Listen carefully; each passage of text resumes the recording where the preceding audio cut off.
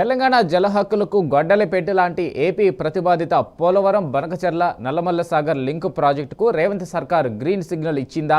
ఇటీవల కర్ణాటకలో కేంద్ర జలశక్తి శాఖ మంత్రి సిఆర్ పాటిల్ సమక్షంలో జరిగిన భేటీలో 3 రాష్ట్రాల ముఖ్యమంత్రులు ప్రాజెక్టుపై ఏకాభిప్రాయానికి వచ్చారా?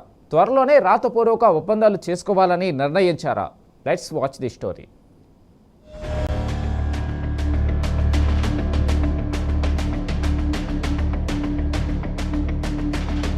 తెలంగాణ ప్రయోజనాలను తుంగలో తొక్కుతూ రేవంత్ సర్కార్ ఏపీ, కర్ణాటక ప్రతిపాదనలకు ఆమోదం తెలిపినట్టు తెలుస్తోంది. ట్రిబ్యునల్ అవార్డుకు విరుద్ధంగా గోదావరి నుంచి 200 టీఎంసీల జలాలను పోలవరం నుంచి తొలుత బనకచెర్లకు, ప్రస్తుతం నల్లమల్ల సాగర్కు తరలించేందుకు ఏపీ పోలవరం బనకచెర్ల లింకును చేపట్టింది.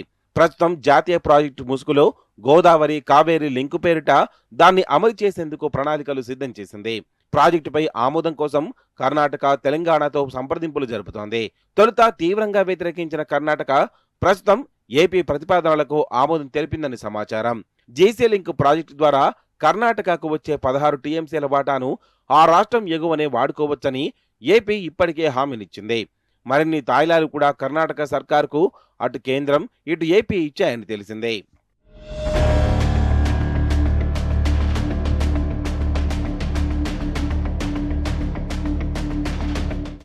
తుంగభద్ర డ్యాం నూతన గేట్ల ప్రారంభోత్సవం సందర్భంగా కేంద్ర మంత్రి సిఆర్ పాటిల్ సమక్షంలో Karnataka CM DK Shivakumar, AP CM Chandrababu, Telangana CM Revanth Reddy ప్రత్యేకంగా భేటీ అయ్యారు.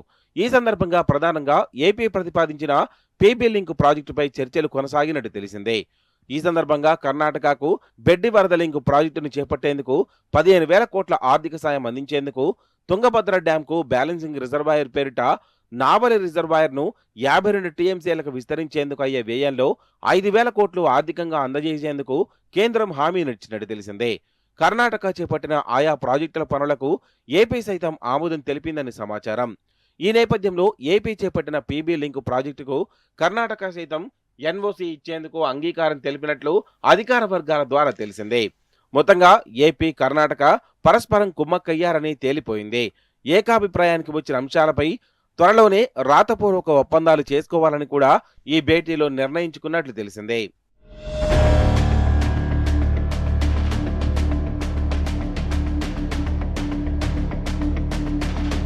ముగ్గురు సీఎంల భేటీలో వేటిని అడగకుండానే తెలంగాణ ప్రయోజనాలకు గొడ్డలిపెట్టు లాంటి కర్ణాటక, ఏపీ ప్రతిపాదనలకు రేవంత్ సై అన్నారని విశ్వసనీయంగా తెలిసిందే.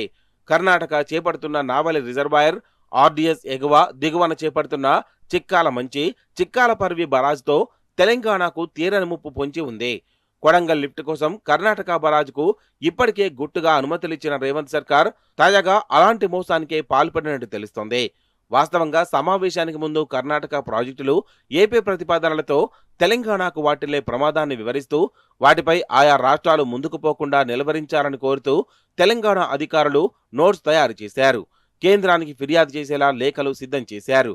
కానీ ఆ భేటీలో అధికారులెవరని, ఆఖరుకు మంత్రిని సైతం అనుమతించలేదు. ముఖ్యమంత్రి ఒక్కరే కేంద్ర మంత్రి ఆయా రాష్ట్రాల సీఎంలతో భేటీ అయి చర్చించారు.